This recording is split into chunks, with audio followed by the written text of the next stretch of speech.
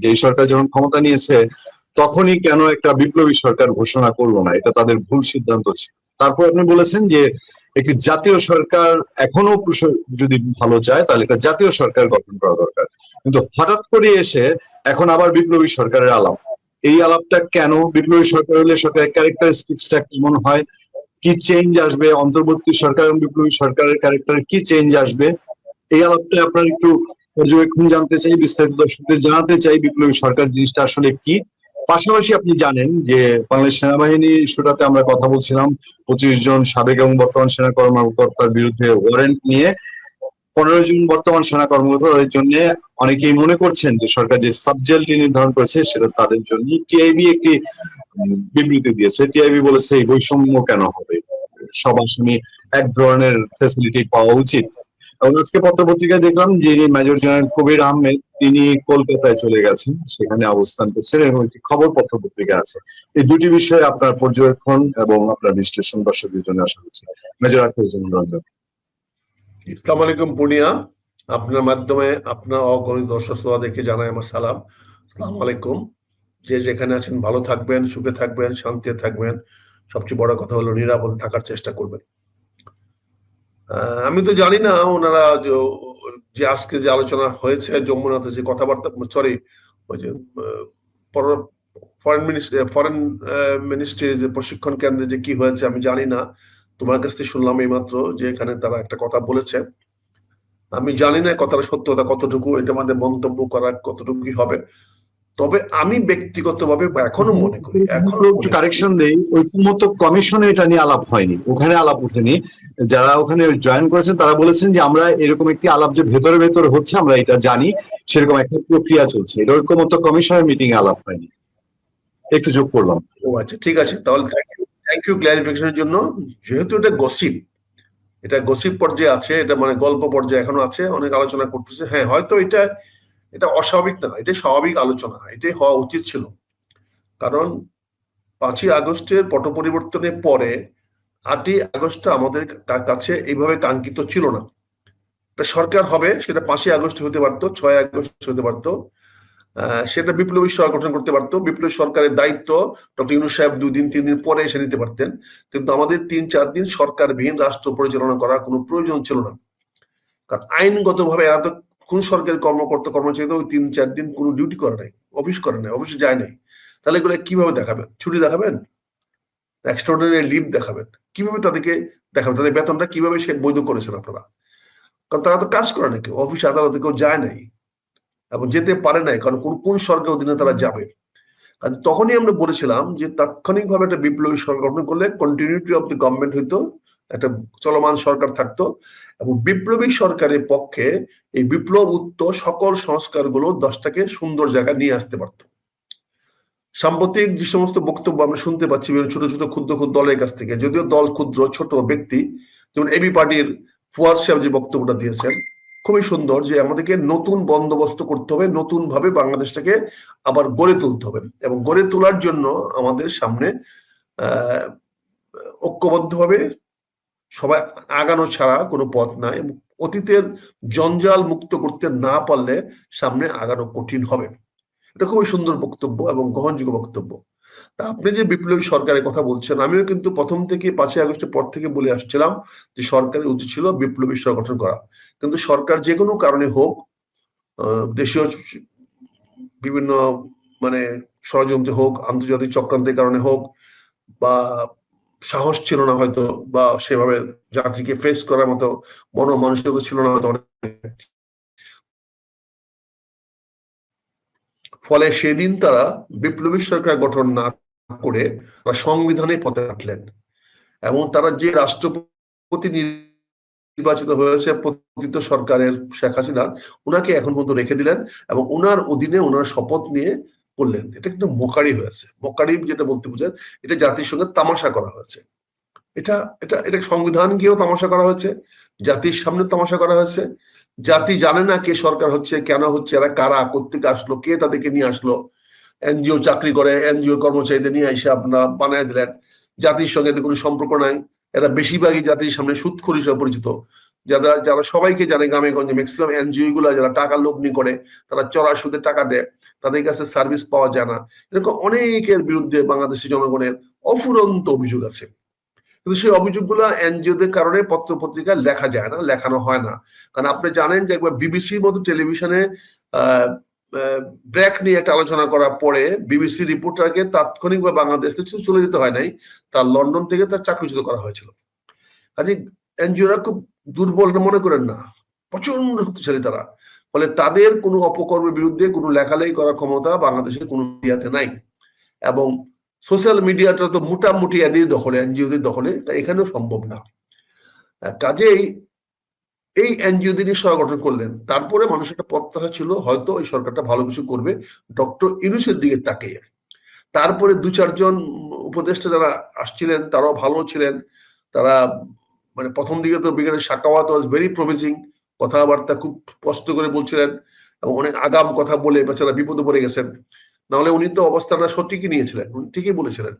পরবর্তীতে সবাই এই কথাটা বললেন, কিন্তু মাঝখান থেকে ব্রিগেডিয়ার সাখাওয়াতকে অনেকের কাছে মানে উনি বিতর্কিত হলেন, ওনাকে দৃষ্টিতে উনি খারাপ হয়ে গেলেন।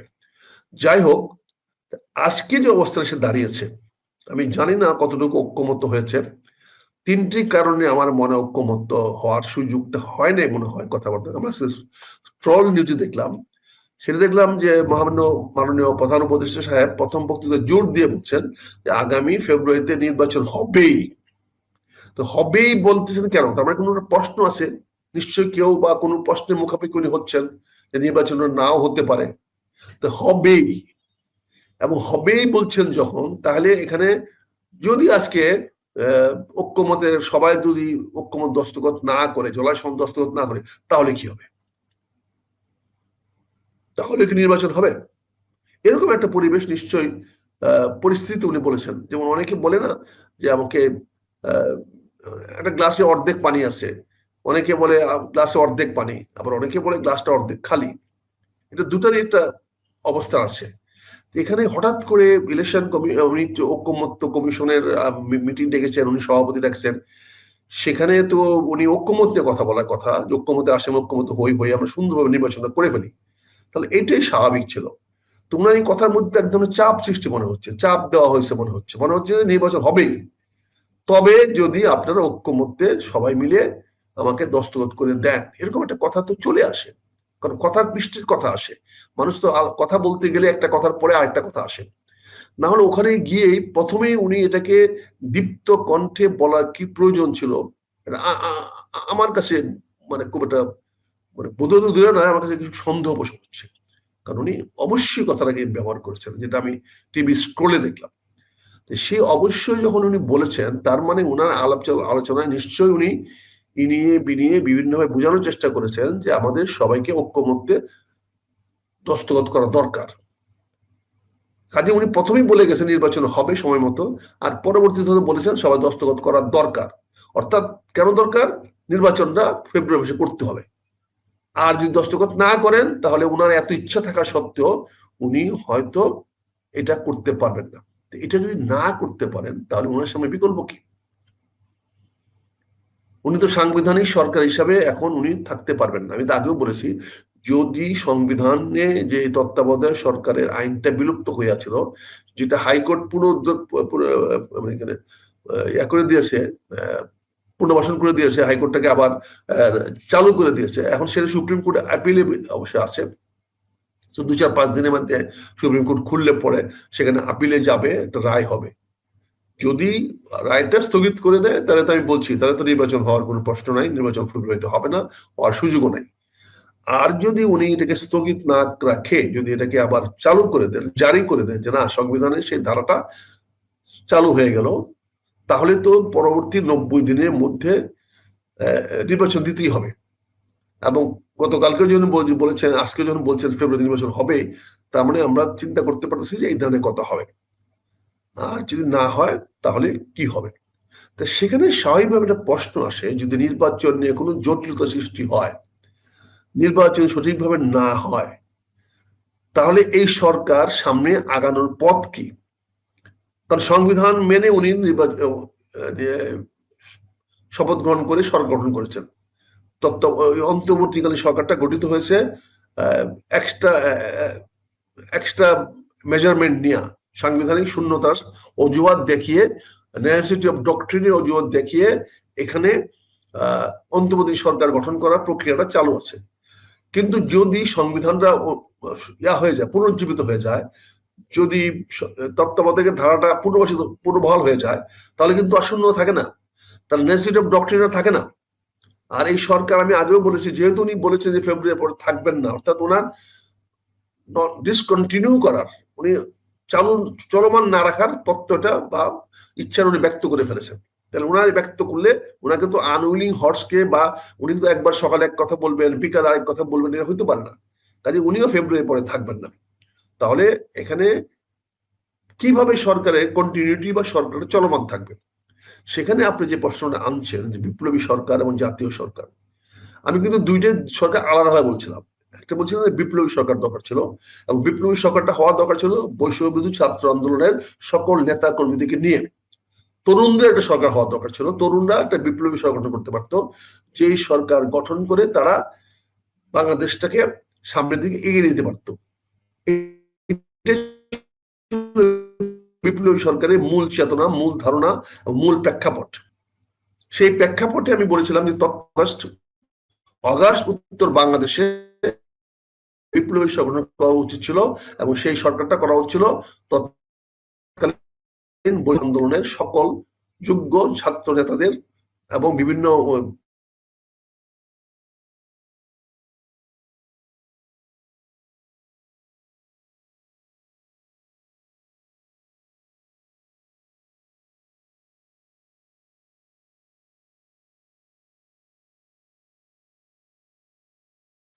আমরা কয়েকটা সেকেন্ড দর্শক অপেক্ষায় থাকতে পারি। যেমন রঞ্জনের এন্ডে কখনো কখনো একটু সমস্যা আমরা দেখতে পাই। খুবই খুব আমি যেটা বলছিলাম, কথাটা কন্টিনিউ করছিলাম, সেই কথাটা যেটা আমি চালাচ্ছিলাম সেটা হচ্ছে যে 5ই আগস্টের পরপরই তখন ওই বৈষম্য ছাত্র আন্দোলন নেতাদের নিয়ে এবং তাদের ঘনিষ্ঠ, তাদের আস্থাভাজন ব্যক্তিদের নিয়ে, তাদের সঙ্গে যারা বিশ্বাসী একত্রিত, তাদেরকে নিয়ে একটি বিপ্লবী সংগঠন করা উচিত ছিল। তারপরে আমি বলেছিলাম যে জাতীয় সংগঠন তাহলে কি হচ্ছে যে ওই ইয়ের আস্থা, যে ছাত্রদের আস্থা উপদেষ্টারা হারিয়েছেন, বা উপদেষ্টারা ছাত্রদের সঙ্গে টিউনিং করতে পারছেন না, এখন যে কারণেই সরকারটা নড়বড়ে হয়ে গেছে বলে একটা বিপ্লবী সরকার প্রয়োজন, এরকম কি? তাহলে আমি আপনার প্রশ্নগুলো শুনতে পাচ্ছি না। বললাম যে ছাত্ররা যারা বা এই তরুণ নেতারা বলছেন এদের আস্থা উপদেষ্টারা হারিয়েছেন, বা উপদেষ্টারা নিজেরাও বিভিন্ন ভাবে অভিযুক্ত হয়ে গেছে। আমি যেটা বলছিলাম আপনাকে, জি জি প্লিজ।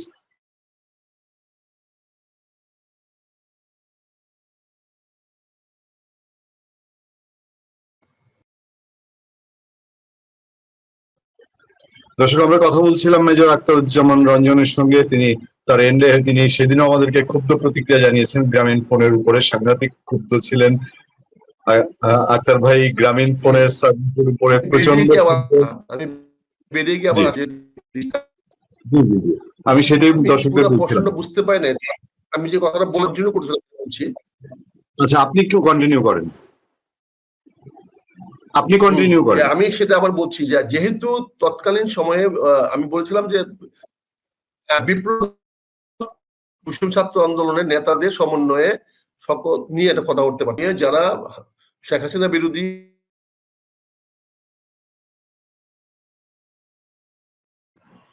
ও ফেসিস্ট বিরোধী যে ঐক্যটা হয়েছিল, সেই ঐক্যের যারা ছিল একসঙ্গে দলগুলো নিয়ে একটি বিপ্লবোত্তর জাতীয়, এবং আমি সেটা বলছিলাম যে ওই পরে যদি বিপ্লবী সরকার গঠন করতে পারলেন না, বিপ্লবী সরকারের পরবর্তী ধাপে বলেছিলাম যে তাহলে আপনাদের একটা জাতীয় সরকার গঠন কথা ছিল সকল রাজনৈতিক দলকে নিয়ে, যারা আওয়ামী লীগ বিরোধী বা আওয়ামী লীগের যে তাদের বিরোধী ছিল, শেখ হাসিনা সরকারের বিরুদ্ধে সংগ্রাম আন্দোলন করেছে, যারা বিভিন্ন ভাবে কাজ করেছে, তাদেরকে নিয়ে একটি জাতীয় সরকার গঠন করা দরকার ছিল। সেটা হলো না। এখন যেটা হতে পারে, যদি এই সরকারের কন্টিনিউটি যদি না কন্টিনিউ করানোর উপায় এখন নাই, পথ বন্ধ হয়ে যাচ্ছে। কাজে আমি মনে করি এখন যেটা হতে পারে নভেম্বরের প্রথম দিকে যদি আমরা একটা বিপ্লব উত্তর আবার নতুন করে যদি একটা বিপ্লবী জাতীয় সরকার গঠন করি, এবার হতে পারে বিপ্লবী জাতীয় সরকার, অর্থাৎ সকল বৈষম্য বিরোধী ছাত্র আন্দোলনকে নেতৃত্বে ওদেরকে সাথে নিয়ে, ওদের যে যেখানে তাদেরকে সাথে নিয়ে এবং বিভিন্ন রাজনৈতিক দলগুলোকে নিয়ে ডক্টর ইউনূস সাহেবের নেতৃত্বেও হতে পারে, এটা কোনো অসুবিধা নাই, সমস্যা নাই। এবং বর্তমান উপদেষ্টা যারা আছে তারা সবাই থাকতে পারে, বা 2-4 জন যারা বিতর্কিত হয়ে গেছেন তাদেরকে বাদ হতে পারে। একটা নতুন বিপ্লবী জাতীয় সরকার হতে পারে যেখানে সংবিধানকে স্থগিত রাখতে হবে এবং সেখানে সেনাবাহিনীকে তাদের আস্থায় নিতে হবে। এবং সেনাবাহিনীকে যদি আপনি, সশস্ত্র বাহিনীকে যদি আপনি এই বিপ্লবী জাতীয় বিপ্লবী সরকারের অধীনে রাখতে না পারেন তাহলে সেই সরকারটা কার্যকরী হবে না। তো এখানে 3টা ফোর্সকে আপনি একখানে করতে পারেন। একটি হলো বিপ্লবী, মানে একটি হলো যে বৈষম্য ছাত্র আন্দোলনের সকল পক্ষ, আরেকটা হলো বিভিন্ন রাজনৈতিক দলগুলো যারা শেখ হাসিনা বিরোধী তথা আওয়ামী লীগ বিরোধী বা ফেসিবাদী বিরোধী, আর সেই সঙ্গে সশস্ত্র বাহিনী। এই 3টার কম্বিনেশন হয়ে, 3টাকে নিয়ে আপনি একটা পরবর্তী কয়েক বছরের জন্য, 3-4 বছরের জন্য একটা জাতীয় বিপ্লবী সরকার বা বিপ্লবী জাতীয় সরকার গঠন করতে পারেন, যেখানে সংবিধান সাসপেন্ড থাকবে এবং এই বিপ্লবী সরকার যখন যে আইন প্রয়োজন মনে করবে সেইভাবে আইন করে যাকে যেখানে কাজে লাগানো দরকার লাগাবে। যারা তার কথা শুনবে না তাদেরকে তাৎক্ষণিকভাবে বরখাস্ত করতে পারে, পানিশমেন্ট দিতে পারে, সাজা দিতে পারে এবং তাদের বিরুদ্ধে ব্যবস্থা নিতে পারে। এই সংবিধান রেখে, আইনের বিধান রেখে, এই যে নিয়ম নীতি মানতে গিয়ে আমি যেটা কথা বলছি এখন, এই সেনাবাহিনীকে নিয়ে বিতর্ক হচ্ছে, অফিসারদের ট্রায়াল নিয়ে বিতর্ক হচ্ছে, এই ধরনের বিতর্ক তখন হতো না, এই ধরনের বিতর্কে কোনো সুযোগ হতো না তখন। এটা আমি এখনো মনে করি, আমার ব্যক্তিগত সুপারিশ থাকবে যদি আমাকে বলেন, তাহলে এখন আমি মনে করি যে বৈষম্য ছাত্র আন্দোলনের নেতৃবৃন্দদেরকে নিয়ে সকল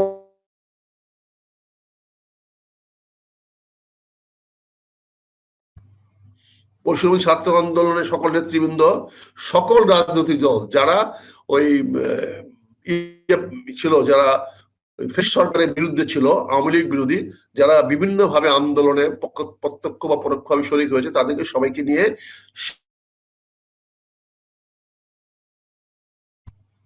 সেনাবাহিনীর সার্বিক সহায়তায় এবং সেনাবাহিনীকে ফ্রন্ট লাইন রেখে, মাঠে রেখে একটি বিপ্লবী জাতীয় সরকার গঠন করা যেতে পারে।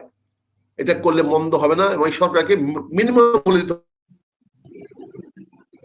এখন আক্তার ভাই, এখানে প্রশ্ন ওঠে যে আপনার 2টা বিষয় আপনি অনেক সময় বলেন যে ফ্যাসিস্টদের, আওয়ামী লীগের 4 থেকে 5 বছর আপনি সবসময় বলেন যে আগামী 4-5 বছর কোন নির্বাচন হবে না, এই বিপ্লবী সরকার চালিয়ে যাবে, তাহলে দেশে একটা স্থিতি অবস্থা আসবে, মানুষের মধ্যে আস্থা ফিরে আসবে, দেশে কাজ কাম হবে এবং নির্বাচনের প্রয়োজন পড়বে না। বিএনপি সেখানে একটা মেজর রোল প্লে করতে পারে, জামাত একটা মেজর রোল প্লে করতে পারে এবং এই সকল রাজনৈতিক দলগুলোর থেকেই প্রতিনিধি থাকতে পারে। এনসিপি বলেন, এবি পার্টি বলেন, বিভিন্ন অন্যান্য ঐক্য পরিষদ বলেন, ছাত্র সংসদ বলেন বা নাগরিক পার্টি বলেন, সবার কাছ থেকে 1-2 জন করে নিয়ে আপনি একটা 50-60 সদস্য বিশিষ্ট সরকার গঠন করতে পারেন এবং দরকার পড়লে সেখানে একটা বিপ্লবী পরিষদ গঠন করতে পারেন। সেখানে আপনি ইচ্ছা করলে 200 বা 300 লোককে দিয়ে প্রতি অঞ্চল থেকে একজনকে নিয়ে প্রতিনিধিশীল করে আপনি একটা বিপ্লবী পরিষদ গঠন করতে পারেন, যে বিপ্লবী পরিষদ সরকারের পিছনে কাজ করবে, যারা সরকারকে গাইডিং করবে, সরকারকে টুইস্টিং করবে, সরকারের টেল টুইস্টের সব কাজ করবে, সরকার যখন ডানে বয়ে যেতে চায় তাদেরকে যেন কন্ট্রোল রাখতে পারে। 300 সদস্য বিশিষ্ট একটা বিপ্লবী পরিষদ করে দেওয়া যেতে পারে। সেই বিপ্লবী পরিষদ থেকে আপনি একটা বিপ্লবী জাতীয় সরকার গঠন করতে পারেন। কাজে এগুলো যদি আপনি ইতিবাচক সলিউশন চান, ইতিবাচক সমাধান, রাষ্ট্রটাকে আপনি জনগণের কল্যাণে আপনি কাজে লাগাতে চান, আর যদি করেন আপনারা যার যার ঘাটতারামি করবেন, যার যার নিজের পজিশন দরকার পড়বে, আমাকে মারাতে হবে, আমাকেই পদ দিতে হবে, আমি এই কাজটা করব, পদধারীদের লোকদের কথা তো শুনতে চাই না আমরা। যারা পদ পেয়েছো বাবা, কথা বন্ধ করো, কাজ করো। তোমাকে পদ দেওয়া হয়েছে তোমাদের বক্তৃতা শোনার জন্য, তোমাদের কাছ থেকে আমরা নো শুনতে চাই না। তোমাদেরকে যারা দায়িত্ব দিয়েছি, বক্তৃতা বন্ধ করো, টেলিভিশনে কথা বলা বন্ধ করো, কাজ করো। তুমি যে কেমন মুরদ, কাজ করে দেখাও। ওই যে টেলিভিশন অ্যাডভার্টাইজের মতো যে দেখান এত এনার্জি কোথায় পায়, ওই মেয়েটাকে ঠিক মতো এরকম ঠাপান, তাহলে ঠিকই মেয়ে ওটা বলবে যে এত এনার্জি কোথায় পাও। তাহলে জাতির কাজ করেন, দায়িত্ব পালন করেন, তো জনগণই বলবে যে আপনি এত এনার্জি কোথায় পান। কাজে এনার্জিটাকে দেখান যে আপনাদের এনার্জি আছে, ইউ আর এনার্জেটিক। কাজে জাতীয় দায়িত্ব পালন করেন, চাপাবাজি বন্ধ করেন। নেতারাদের ডেলি চাপাবাজি আমরা শুনতে চাই না, আমরা নেতাদের খবর রাখতে চাই না, ওনার বাইশে আছে না মরে আছে, কিন্তু ওনাদের কাজ দেখতে চাই। আজকে শিক্ষকরা 3 দিন ধরে রাস্তায় পড়ে আছে, আপনি শিক্ষামন্ত্রীর উপদেষ্টা একটি শব্দ শুনতে পেরেছেন? তোকে কেন রাখছেন? এই শিক্ষকরা রাস্তায় কান্নাকাটি, বৈধ হোক অবৈধ হোক যাই কিছু হোক, সে তো ফেস করবে। তার জন্য কেন 3-4 দিন মানুষ এই ভোগান্তি হলো, এটা দায় শিক্ষক নেবে। কিন্তু শিক্ষামন্ত্রী আছে বলে তো বাংলাদেশে মনে হয় না। কাজে দয়া করে কাজ দেখান, আপনাদেরকে আমরা কাজ দেখতে চাই। যতক্ষণ পর্যন্ত কাজ দেখাতে না পারবেন ততক্ষণ পর্যন্ত আপনাদের এই চাপাবাজি, এই এই বয়ান শুনে লাভ নাই। আপনারা বহুত বয়ান দিচ্ছেন, আপনাদের নসিহতের জন্য জাতি বসে রয়েছে না। আপনি নসিহত দিতে হবে, আপনার অফিসের কাজ ছেড়ে গিয়ে ওখানে গিয়ে অনুষ্ঠানে গিয়ে বক্তৃতা দিবেন। অনুষ্ঠানে যাওয়া দরকারটা কি আপনার? আপনি অনুষ্ঠানে গিয়ে বক্তৃতা দিতে হবে কেন? আপনি যদি কিছু বলার থেকে প্রেস কে ডাকেন না, ডেলি একবার করে ডাকেন, আমার সারাদিন 24 ঘন্টা কি কাজ করলাম আপনারা জাতির সামনে বলে দেন। আপনাকে ওই বিভিন্ন ধান্দাবাজ লোকদের কাছে গিয়া ওই মিটিং এ যেতে হবে কেন? ওখানে গিয়া করতে হবে। সভা করার অভ্যাস বাদ দেন না। আপনার জনমত তৈরি করার কোনো প্রয়োজন নাই। আপনার দয়া করে কাজগুলা করেন, নিজের দায়িত্ব সঠিকভাবে পালন করেন, এবং পালন শুধু নয় করে দেখান জনগণের সামনে যে হ্যাঁ আপনি করতে পারেন, আপনি করার তাগদ আছে, শক্তি আছে।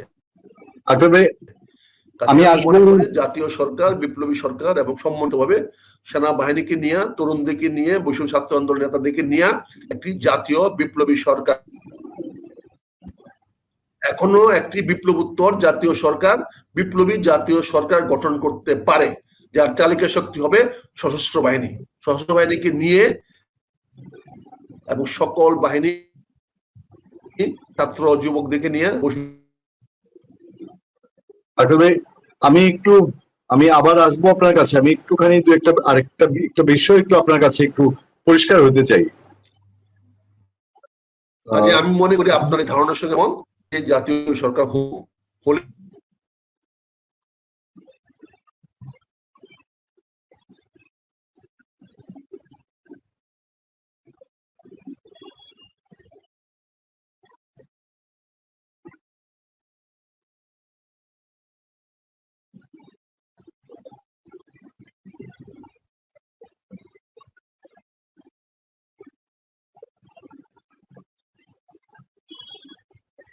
দর্শক, সম্ভবত মেজর আখতারুজ্জামান রঞ্জন আমাদের কাছ থেকে ডিসকানেক্ট হয়ে গেছেন। আমরা কথা বলছিলাম বিপ্লবী সরকার নিয়ে। আমার একটু জানার আগ্রহ ছিল মেজর আখতারুজ্জামান রঞ্জনের কাছ থেকে, যে তিনি বলছেন বাংলাদেশ সেনাবাহিনীকে অগ্রাধিকার দিয়ে এবং ফেসিবাদ বিরোধী শক্তিকে নিয়ে একটি জাতীয় বিপ্লবী সরকার। তবে আমি যে প্রশ্নটা ওর কাছে রাখতে যাচ্ছিলাম, যে উনি মেজর আখতারুজ্জামান রঞ্জন উনিও সবসময় বলেন যে আওয়ামী লীগের যারা অপরাধী তাদের বিচার করে, এবং অন্য যারা আছে তাদের সমর্থক, কারণ তাদের একটা বিশাল সমর্থক গোষ্ঠী, সো দ্যাট এই সমর্থক গোষ্ঠীকে বাকি রেখে একটি বিপ্লবী সরকার সারা দেশকে আবার কিভাবে ঐক্যবদ্ধ করতে পারবে, নাকি যে কারণে ব্যর্থ হচ্ছেন ডক্টর ইউনূস সরকার, প্রায় ব্যর্থতায় পর্যবসিত, সেই ব্যর্থতা আবার বিপ্লবী সরকারের কাঁধে আসবে, আরো একটি গোলযোগ লাগবে। এবং অনেকেই গৃহযুদ্ধের আশঙ্কা করেন, মেজর আক্তার করেছেন, এর আগে প্রফেসর কলিমুল্লাহ করতেন, সেই সব দিকে আবার দর্শকরা যাবে কিনা। মেজর আখতার হোসেন রঞ্জন আবারও যোগ দিয়েছেন আমাদের সাথে। আমরা এই মতামতটা, তবে আমি একটু 1 মিনিট আরেকটা জিনিস একটু পরিষ্কার হওয়ার জন্য, তার আগে আমি 2-3টা কমেন্টের দিকে একটু নজর দিতে চাই, শুধু জেনে থাকার জন্য। আপনার কোনো বিশ্লেষণ এখানে আমি জরুরি, আপনি প্রয়োজন মনে করলে করতে পারেন। বিপ্লবী সরকার নাকি তত্ত্বাবধায়ক সরকার, 21শে অক্টোবর সুপ্রিম কোর্টের দিকে তাকিয়ে আছে, এরকম একটি বক্তব্য। তারপর আরেকজন বলছেন দর্শক যে বিপ্লবী পরিষদ যাদেরকে নিয়ে গঠন করা, তারা যদি উপদেষ্টা পরিষদের মধ্যে দুর্নীতি পরায়ণ হয় তাহলে দেশের অবস্থা কি হবে, আপনার কাছে জানতে চাইছে।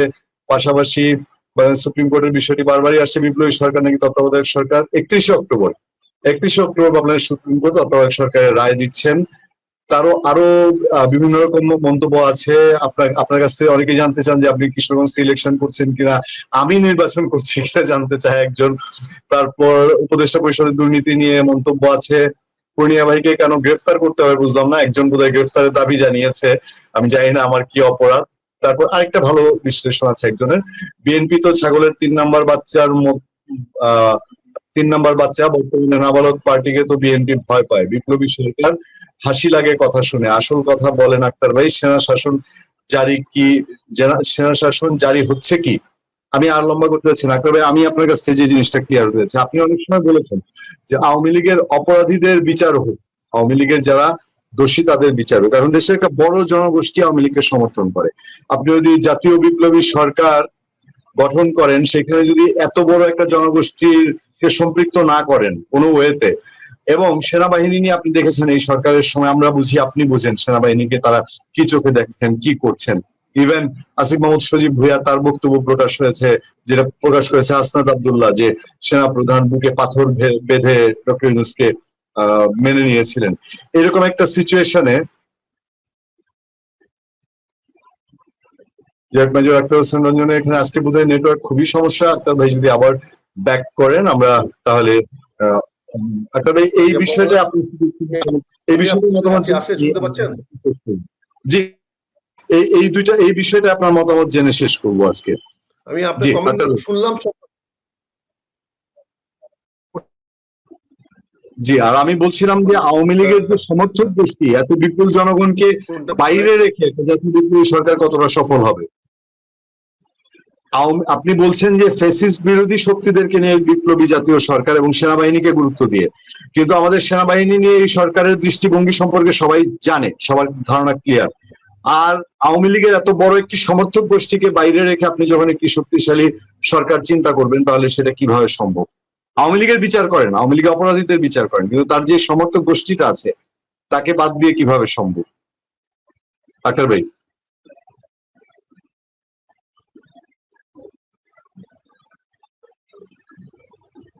আমরা খুবই দুঃখিত দর্শক, আমরা অনুষ্ঠানের শেষ প্রান্তে, শেষ একবার শুধু আমরা চেষ্টা করবো মেজর আখতারুজ্জামান রঞ্জনকে আমরা যদি আরেকটুখানি পাই। আমি এর মধ্যে আর দু একটা কমেন্টের দিকে একটু মনোযোগ দিতে চাই। প্রচুর দর্শক কমেন্ট করছেন। শেষ একটি কমেন্ট এসছে মহসিনুল ইসলাম মহসিন, তিনি লিখছেন, আক্তার ভাই বিপুলের শোতে গিয়ে আপনি একটা শিক্ষা দিয়েছেন, আমি খুশি হয়েছি। এমন ভাব করে বিপুল কিছুই জানে না, আরেকবার বিপুলের শোতে গিয়ে ওকে জয় বাংলা করে। আচ্ছা, আমি জানি না এই বিষয়টা, আমার কোনো মন্তব্য নাই। পূর্ণিয়া ভাই যথেষ্ট ভালো বিশ্লেষণ করেন, এখানে গ্রেফতারের কথা উঠা মানে হাস্যকর। আমি এই কমেন্টটা মিস করে গেছি মনিরুল ভাই, আমি জানি না কে গ্রেফতারের প্রসঙ্গ তুলেছেন। এই পরিণতি কিন্তু আওয়ামী লীগ এবং শেখ হাসিনার হয়েছে, যে এইরকম কোনো কিছু সহ্য করতে না পারার বিন্দু পরিমাণ টলারেশন সামনেই। বিগ জিরো থিওরি নিয়ে কথা বলেছেন এক ভাই। তারপর আমি একটু উপরের কমেন্ট গুলাতে যাই, সেখানেও কয়েকটা ভালো কমেন্ট ছিল। মনিরুল ভাইয়ের কমেন্টটা তো আমি পড়েছি।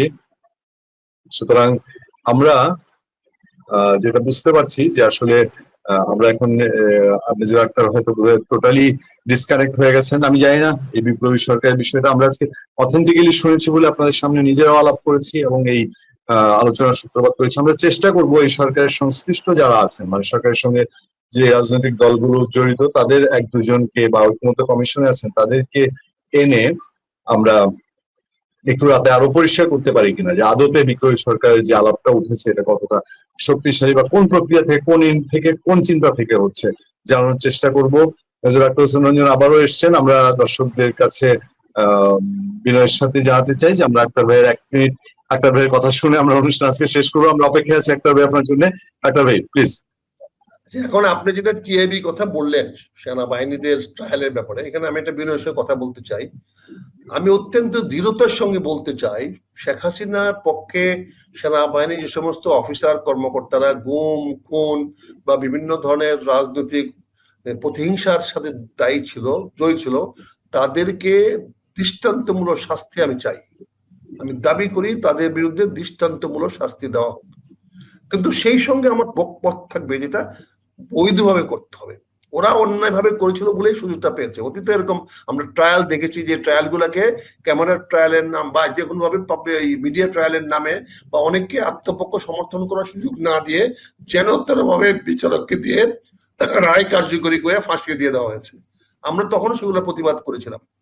এখনো আমরা বলতেছি এদের ফাঁসি হোক, ফাঁসি চাই আমি, কারণ তারা এমন অনেক অন্যায় করেছে যে অন্যায়গুলোকে গ্রহণযোগ্য হতে পারে না যে কোনো রাষ্ট্রীয় মানবিক মানদণ্ডের কারণে। কিন্তু আপনি প্রক্রিয়াগুলো ফলো করতে হবে। আজকে সাব জেলে কথা যেটা বলছেন, এখানে জিনিসটা বুঝতে হবে, তারা এখন পর্যন্ত সার্ভিং, তারা চাকরিরত অফিসার, তাদের গায়ে এখন ইউনিফর্ম আছে এবং তারা কিন্তু আদালতে ইউনিফর্ম পরে যাওয়ার অধিকার তারা রাখে। কারণ আপনার তাই ইউনিফর্মটা ছিনিয়ে নেন না, এখনো তার কাছ থেকে পোশাক ছিনিয়ে নেন নাই। যদি পোশাক ছিনিয়ে নিয়ে যান তাহলে আপনি তাদেরকে পুলিশের কাছে সোপর্দ করতে পারেন। যতক্ষণ পর্যন্ত তাদেরকে চাকরি থেকে আপনি ডিসমিস না করবেন ততক্ষণ পর্যন্ত তাকে ইউনিফর্মের প্রোটেকশন আপনাকে দিতে হবে। এটা জাতীয় দায়িত্ব, এটা রাষ্ট্রাচার, এটা রাষ্ট্রীয় নৈতিকতা। কারণ না হলে সরকারি কর্মকর্তারা, সেনাবাহিনীরা আগামী দিনে যুদ্ধ করবে না, আগামী দিনে জাতির দায়িত্ব পালনে তারা জীবন দিতে আগায় যাবে না। যে অফিসার এই কাজগুলা করেছে তারা কিন্তু অত্যন্ত চৌকুশ অফিসার, তারা মেধার দিক দিয়ে কিন্তু কারো কাছে কম নয়, তারা মেধাবী পরীক্ষা দিয়ে তারা এই পর্যন্ত গিয়েছে। কাজে তাদের মেধার কোনো কমতি নাই, কারো চেয়ে কম মেধা সম্পন্ন ওরা না। কিন্তু কথা রয়েছে তাদেরকে আপনি শাস্তি দেন, বিচার করেন, বৈধ বিচার করেন। কিন্তু আপনি যেভাবে প্রক্রিয়া করতেছেন, ব্যক্তিগত আক্রোশ মেটাচ্ছেন, এটা ঠিক না। এখানে টিআইবি যে কথাটা বলছে, টিআইবিকে আমি আশা করেছিলাম টিআইবি সত্য কথাটা বলবে। হ্যাঁ, এখানে বৈষম্য করা হচ্ছে সেটা আপনি অবশ্যই বলতে পারেন, কিন্তু কেন করা হচ্ছে সেটা তো বিশ্লেষণ করা দরকার। আপনি কি একজন অফিসারকে ইউনিফর্ম আপনি কি তাকে আদালতে নিয়ে যেতে পারেন? ইউনিফর্ম তাকে আদালতে ঢুকাইতে পারেন? কারণ তাকে তো আপনি চাকরি থেকে চ্যুত করেন নাই। সিভিলে ওয়েজ যে আছে সে তো ওয়েজ, সে তো অ্যাটাচড আছে। অ্যাটাচড মানে তাকে হেফাজতে নিয়ে আসা হয়েছে, অ্যাটাচ করা হয়েছে, অ্যাটাচমেন্ট করা হয়েছে। তো অ্যাটাচমেন্ট করা মানে তো বেতন ভাতা বন্ধ থাকবে না, অর্থাৎ তার চলাফেরার রেস্ট্রিক্টেড থাকবে, তাকে রেখে দেওয়া হবে এখানে। কাজে এইগুলো তো আপনাকে টিআইবিকে দেখতে হবে। কেন আপনারা জিনিসগুলোকে এইভাবে সেনাবাহিনীদের প্রতি আক্রোশ দেখাচ্ছেন কেন? সেনাবাহিনী সারা বাংলাদেশ টিকাতে পারবেন? সম্ভব হবে? সার্বভৌমত্ব টিকে থাকবে? বাংলাদেশ টিকে থাকবে? আপনারা সবাই মিলে তাহলে কার পক্ষে কাজ করতেছেন? কাদের সুযোগ করে দিচ্ছেন? হয়তো আপনি তাদের পক্ষে না। আপনি তো বলছি মীর জাফর হয়তো ইংরেজদের পক্ষে ছিল না, ইস্ট ইন্ডিয়া কোম্পানির পক্ষে ছিল না, কিন্তু সিরাজউদ্দৌলার ক্ষতি করতে গিয়ে মীর জাফর তো ইস্ট ইন্ডিয়া কোম্পানির হাতে ভারতবর্ষকে তুলে দিয়েছিল। তা আপনারা কি চাচ্ছেন আজকে বাংলাদেশ সেনাবাহিনীর কতিপয় অফিসারদের বিরুদ্ধে আপনাদের বিষোদ্গার দেখাতে গিয়ে, তাদের প্রতি আপনাদের আক্রোশ দেখাতে গিয়ে, তাদের ক্ষতি করতে গিয়ে আপনি সারা বাংলাদেশের জনগণের ক্ষতি করে ফেলবেন, বাংলাদেশের স্বাধীনতা, সার্বভৌমত্ব, ভৌগোলিক অখণ্ডতা নষ্ট করে ফেলবেন, বাংলাদেশের সেনাবাহিনীকে কি এত আক্রোশ? সেনাবাহিনী তো সহযোগিতা করেছে। না না, এখানে আমার প্রতিবাদ, এখানে আমি ওই অফিসারদের পক্ষে নিচ্ছি না। আমি অফিসারদের ফাঁসি হলেও আমি এতটুকু দিতে করবো না, আমি চাইবো। তাহলে আপনি কেন দাবি তোলেন না? টিআইবি কেন বলেন না তাহলে আরেকটা ট্রাইব্যুনাল সেনাবাহিনীর মধ্যে করা হোক? আপনি তো আমার আন্তর্জাতিক অপরাধ ট্রাইব্যুনাল অ্যাক্টে আরো আদালত করতে তো কোনো মানা নাই। আপনি আরেকটি আদালত সামরিক বাহিনীতে করেন, সেখানে সামরিক কর্মকর্তা দিয়ে বিচার বসান, সেখানে তদন্ত ওখানে দিতে পারেন, একটা তদন্ত সামরিক বাহিনীতে করান, পুলিশে লাগবে তো কথা নাই। অপরাধ আন্তর্জাতিক অপরাধ ট্রাইব্যুনাল অ্যাক্টের অধীনে পুলিশের কোনো কিছু করার নাই। এখানে তিনটি স্টেজ, তিনটি স্তর। একটি ট্রাইব্যুনালের বিচারক নিয়োগ, ট্রাইব্যুনাল গঠন, দ্বিতীয় হলো তদন্ত প্রতিষ্ঠান তৈরি করা বা তদন্তকারী নিয়োগ করে দেওয়া, তৃতীয়ত হলো প্রসিকিউটর নিয়োগ দেওয়া।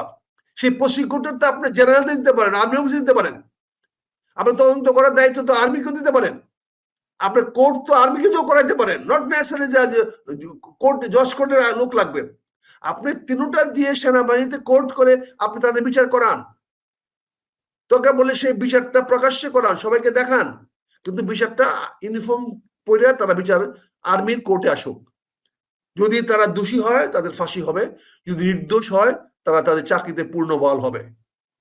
এখানে তো তাদের মান সম্মানের প্রশ্ন না, প্রশ্ন হলো প্রসিডিউর।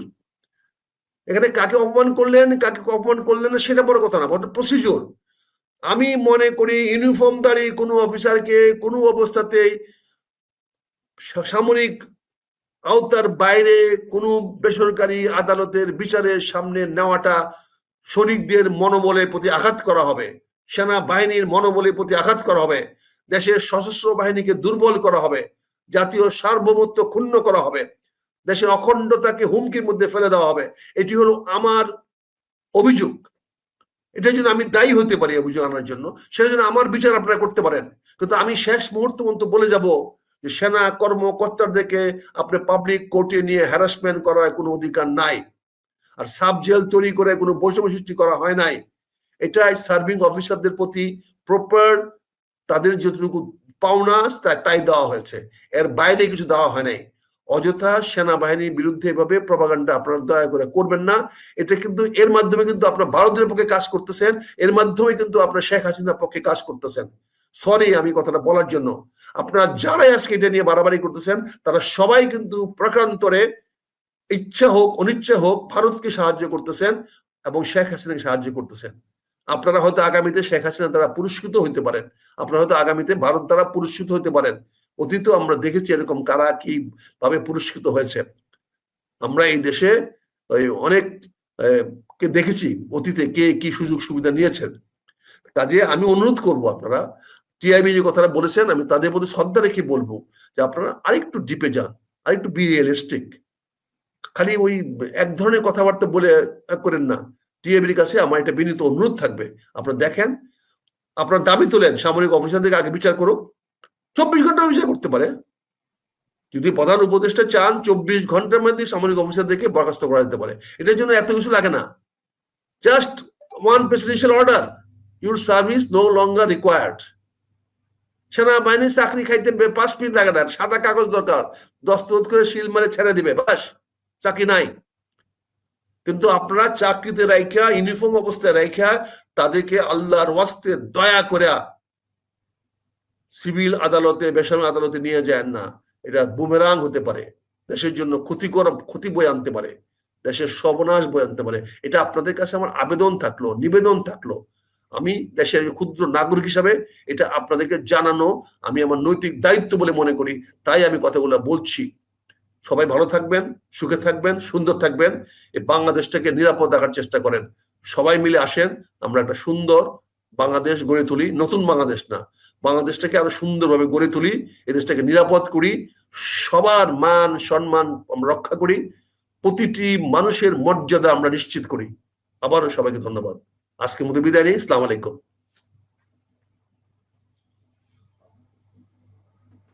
আপনার কথার সাথে শেষ একটা মন্তব্য করে শেষ করি। আমি কয়েকদিন আগে একটা আলোচনায় বলছিলাম যে আওয়ামী লীগের কোনো না কোনো একটা অংশ আনুষ্ঠানিকভাবে একদিন এই সরকারকে গলায় ফুলের মালা দিবে এবং ধন্যবাদ জানাবে, আনুষ্ঠানিকভাবে ধন্যবাদ জানাবে তার উপকার করার জন্য। গত 1 বছরে যা যা করেছে অনেক কিছুই পরে তার জন্য এই সরকারের হিতে বিপরীত এবং আওয়ামী লীগের ফেভারে গেছে।